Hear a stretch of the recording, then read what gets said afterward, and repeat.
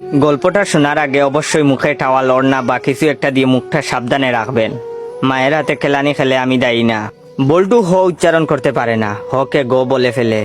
ক্লাসে নতুন ম্যাডাম এসেছে, এবার পরিচয় পর্ব শুরু হলো।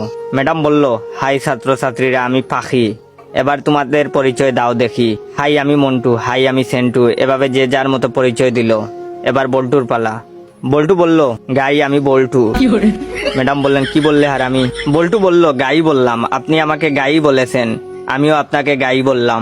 ম্যাডাম বললেন, কি তোর সাহস কি করে হলো আমাকে গাই বলতে? কে তোকে এসব বলতে বলেছে, বল আমাকে। বল্টু বলল, প্রধান শিক্ষক, তিনি বলেছেন ম্যাডাম এসে সবাইকে গাই বলবে, তোমরাও ম্যাডামকে গাই বলবে। বল্টুর কথা শুনে ম্যাডাম কাঁদা শুরু করলো। এমন সময় পাশের ঘর থেকে হেড স্যার আসলো। হেড স্যার আবার ক বলতে পারে না, ক কে প বলে ফেলে। হেড স্যার এসে বললেন, কি ব্যাপার ম্যাডাম এভাবে পাচ্ছেন যে? প্রথম দিনেই ম্যাডাম রে এভাবে পাদানো হলো কেন? হেড স্যারের কথা শুনে ম্যাডাম আরো জুড়ে জুড়ে কাঁদা শুরু করলো। হেড স্যার বললেন, প্লিজ ম্যাডাম, আপনি এত জুড়ে জুড়ে পাদবেন না, আজ আপনার প্রথম দিন, আপনি এত জুড়ে জুড়ে পাদলে মানুষ কি ভাববে? প্লিজ আস্তে আস্তে পাদুন, তাহলে আমরা ছাড়া আপনার পাদার শব্দ অন্যরা শুনতে পাবে না। হেড স্যারের কথা শুনে ম্যাডাম তো কাঁদতে কাঁদতে বেঞ্চের উপর শুয়ে পড়লো।